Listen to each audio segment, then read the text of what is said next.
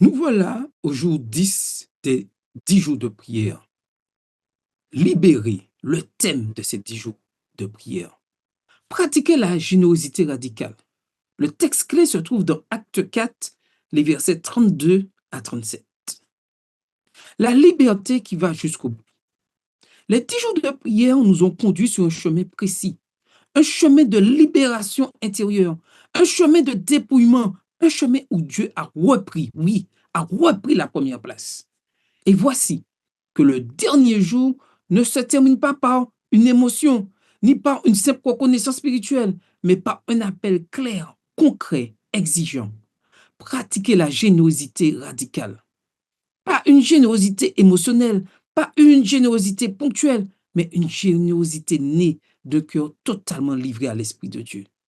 Acte 4 ne décrit pas une église riche en moyens, mais une église riche en abandon. Et c'est précisément là que se trouve la vraie liberté. Acte 4, verset 32, nous voyons une église libérée de l'esprit de possession. La multitude de ceux qui avaient cru n'était qu'un cœur et qu'une âme. Nul ne disait que ses biens lui appartenaient en propre, mais tout était commun entre eux. Acte 4, verset 32. Premièrement, une unité qui précède la générosité. Le texte ne commence pas par l'argent, il commence par le cœur. Un cœur, une âme. La générosité radicale n'est jamais une obligation extérieure, elle est toujours le fruit d'une unité intérieure. Tant que mon cœur est divisé, mon identité est fragile, ma sécurité repose sur ce que je possède, la générosité restera limitée, calculée, conditionnelle. Mais lorsque le cœur est unifié en Christ, alors les mains s'ouvrent naturellement. Deuxièmement, la fin du langage de la propriété absolue. Nul ne disait que ses biens lui appartenaient en propre.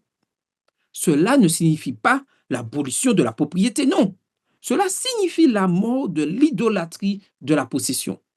Les croyants ne disaient plus c'est à moi, mais disaient Seigneur, c'est à toi. La vraie générosité commence quand Dieu n'a plus besoin de nous demander. Et l'Évangile nous fait comprendre la source de cette générosité. Elle le dit dans les Actes des Apôtres à la page 70. Cette générosité était le résultat de l'effusion de l'Esprit. Ce n'est pas une réforme économique, non, c'est une réforme, c'est une conséquence spirituelle. Premièrement, là où l'Esprit règne, la cupidité recule. La cupidité n'avait pas sa place dans leur vie. Pourquoi? Parce que l'Esprit révèle la valeur éternelle des âmes.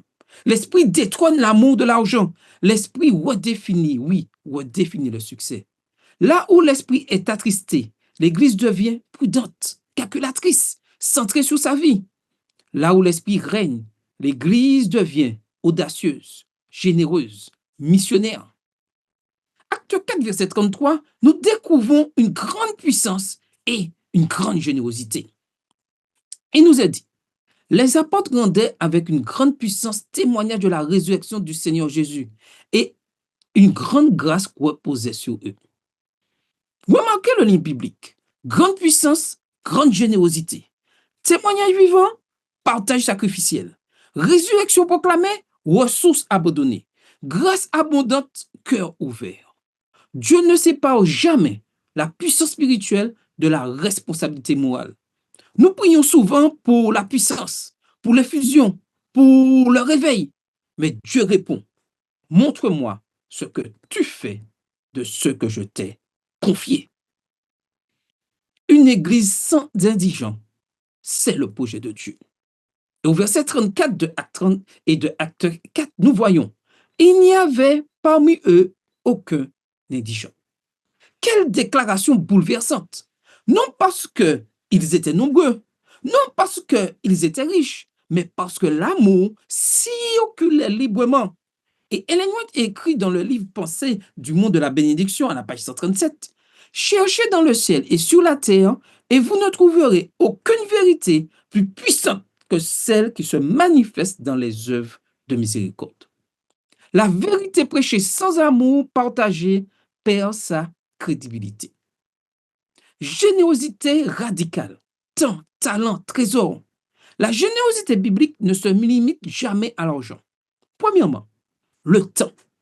Du temps pour écouter, du temps pour accompagner, du temps pour servir. Ce que nous refusons souvent de donner en premier, c'est notre disponibilité. Deuxièmement, les talents, capacité, compétences, expérience, influence, tout don gardé pour soi finit par s'éteindre. Troisièmement, les ressources matérielles, non par pression, non par culpabilité, mais par joie.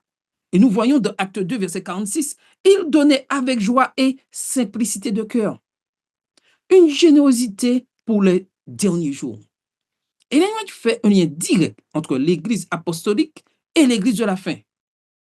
Et elle dit dans les Actes des Apôtres, à la page 71, lorsque dans l'Église d'aujourd'hui, les membres sont prêts à faire des sacrifices, les vérités proclamées auront une influence puissante. Le dernier message ne sera pas seulement proclamé, il sera incarné. Un peuple qui attend Jésus, mais refuse de se donner, envoie un message contradictoire. Un appel nous est lancé. Cet appel final, en ce dernier jour des 10 jours de prière, tout offrir au Christ. Ce dernier jour ne demande pas une promesse vague, une émotion passagère. Il demande une consécration totale.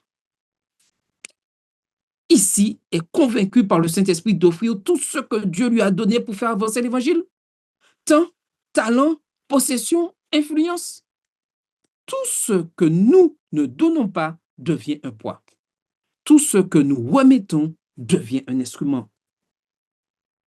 Oui, pour conclure ces 10 jours de prière, la joie de donner doit habiter dans nos cœurs. La générosité radicale n'est pas une perte, c'est une libération.